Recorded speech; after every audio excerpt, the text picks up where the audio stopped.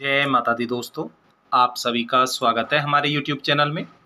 आज की इस वीडियो में हम बात कर रहे हैं अगस्त 2022 में 4 ग्रहों की वक्री चाल धनु राशि के लोगों को किस तरह से प्रभावित करेगी।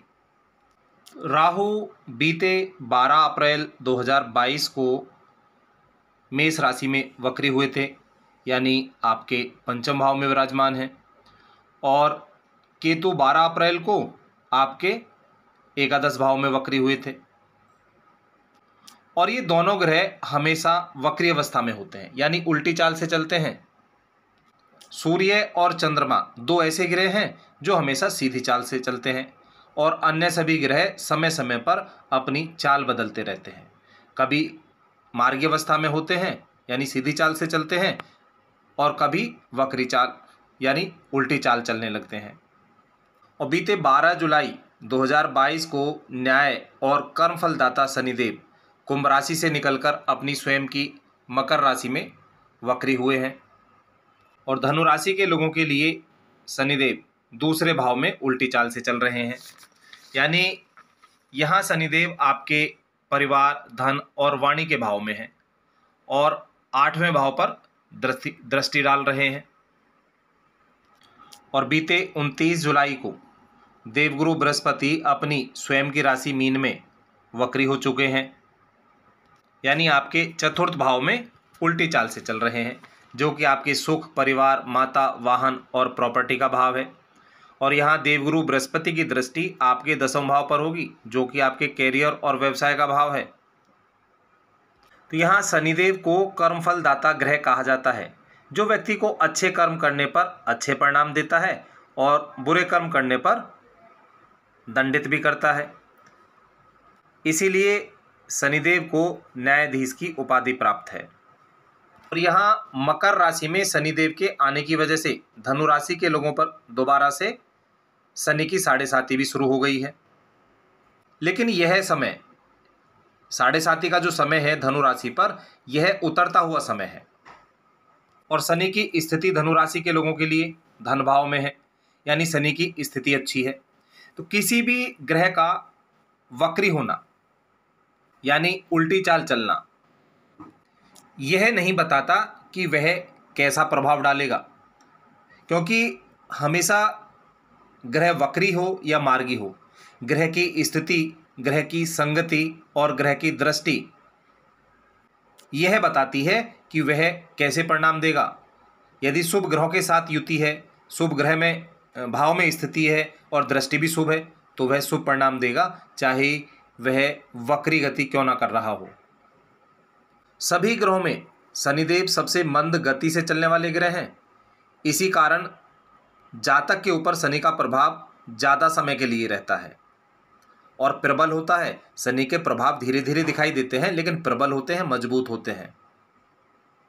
और शनि के बाद देवगुरु बृहस्पति दूसरे ऐसे ग्रह हैं जो मंद गति से चलते हैं। और यहाँ देवगुरु बृहस्पति की वक्री स्थिति प्रेम, विवाह, करियर, स्वास्थ्य, आर्थिक जीवन, पेशेवर जीवन, व्यावसायिक जीवन को प्रभावित करेगी। और यहाँ इन दोनों ग्रहों का अपनी स्वराशि में स्थित होना, देवगुरु बृहस्पति का अपनी स्वयं की राशि मीन में और शनिदेव का अपनी स्वयं की राशि मकर में, आपको सकारात्मक रूप से प्रभावित करेगा। और इन दोनों ग्रहों के अपनी राशि में वक्री होने से आपका झुकाव धर्म कर्म के कार्यों में होगा, अध्यात्म की ओर आपका रुझान ज़्यादा होगा। तो यहाँ शनि आपकी वाणी को प्रभावित करेंगे, यानी इस दौरान कटु शब्दों का इस्तेमाल करने से बचना होगा और बातचीत करते समय सावधान रहना होगा। अन्यथा आपके संबंध अपने दोस्तों से, भाई बहनों से थोड़े कड़वे हो सकते हैं। और आर्थिक दृष्टिकोण से यह महीना आपके लिए काफ़ी अच्छा रहने वाला है, क्योंकि यहाँ शनिदेव की कृपा दृष्टि आप पर बनी होगी। रुका हुआ धन यानी अटका हुआ धन आपको वापस मिलने के योग बनेंगे। इस राशि के जो लोग व्यापार व्यवसाय से जुड़े हुए हैं, उन्हें भी अच्छे परिणाम प्राप्त होंगे। की गई मेहनत और प्रयास अच्छे रंग लाएगी। पिछला किया गया निवेश इस दौरान अच्छा फायदा देगा। इस दौरान किसी शॉर्टकट तरीके से पैसा कमाने की कोशिश ना करें, अन्यथा नुकसान उठाना पड़ेगा। और देवगुरु बृहस्पति आपके प्रथम और चतुर्थ भाव के स्वामी हैं और यहाँ चतुर्थ भाव में वक्री हो रहे हैं। तो इस दौरान जो लोग नौकरी पेशे से जुड़े हुए हैं उन पर कार्य का बोझ अधिक हो सकता है, जिसकी वजह से आप तनाव महसूस कर सकते हैं। ऑफिस में आपके सहकर्मी या आपके उच्च अधिकारी आप पर दबाव डाल सकते हैं, जिससे आपके संबंध अपने सहयोगियों से, अपने बॉस से बिगड़ने की संभावना रहेगी। इस राशि के जो लोग साझेदारी में कोई कारोबार कर रहे हैं उन्हें अपने साझेदार से सभी बातों को स्पष्ट करना होगा, अन्यथा कुछ समस्याएं हो सकती हैं जिनका प्रभाव आपके व्यापार पर भी पड़ेगा। लेकिन यहाँ वक्री शनि आपके जीवन में कुछ बड़े बदलाव भी लेकर आएगा, जिससे आपके जीवन में खुशहाली आएगी। यहाँ राहु आपके पंचम भाव में वक्री अवस्था में है, जो कि बुद्धि, विद्या, प्रेम संबंध और संतान का भाव है। और यहाँ राहु की दृष्टि आपके एकादश भाव पर होगी, जहाँ केतु विराजमान है। तो यहाँ आपको अचानक धन लाभ के योग बनेंगे, रोका हुआ धन वापस मिलने के योग बनेंगे, जिससे आपकी आर्थिक स्थिति में मजबूती आएगी। और यहाँ राहु और केतु दोनों ही ग्रह आपसे अधिक यानी लगातार मेहनत करवाएंगे और आपकी मेहनत का पूरा फल भी आपको नहीं मिलेगा। लेकिन यहाँ किए गए लगातार प्रयास और मेहनत रंग भी लाएंगे, क्योंकि यहाँ केतु आपके एकादश भाव में है, लाभ भाव में। तो यहाँ आपको अच्छे लाभ की प्राप्ति होगी। संतान की ओर से सहयोग नहीं मिल पाएगा। साथ ही किसी भी तरह के कंपटीशन में आपको मजबूती के साथ अपना प्रदर्शन करना होगा, अपना पक्ष मजबूती से रखना होगा।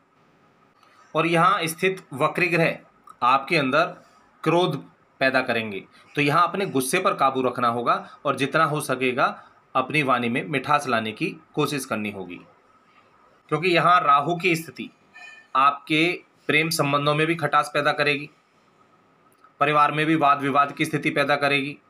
तो ऐसे में अपने आप पर संयम रखना होगा, जल्दबाजी से निर्णय ना लें, अन्यथा नुकसान उठाना पड़ेगा। इस राशि के जो लोग पुराने समय से बीमार चले आ रहे हैं उनका स्वास्थ्य अच्छा होगा, यानी बीमारी से छुटकारा मिलेगा।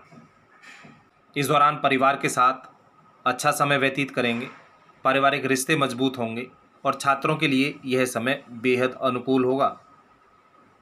इस दौरान पढ़ाई में मन लगेगा, लेकिन कई बार आपके दिमाग में, मन में भ्रम की स्थिति भी पैदा होगी, क्योंकि राहु एक भ्रम का ग्रह है जो आपके अंदर कॉन्फिडेंस में कमी ला सकता है।